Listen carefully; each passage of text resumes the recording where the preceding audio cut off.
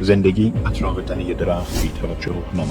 ملکه به او کمک کرد تا از پیله خود بیرون بیاید تا بتواند روی چشم‌های خود بایستد. او اولین بچه بود.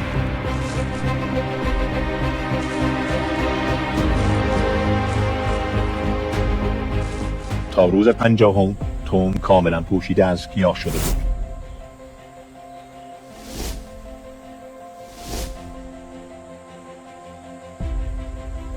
گیاهان یکدیگر را خفه می کردند. من به چیزی نیاز داشتم که آنها را بخورد. چیزی بزرگ. با 1000 پای زنبوری آشنا شد. این گیاهخواران بزرگ باید بسیاری از گیاهان را بخورند.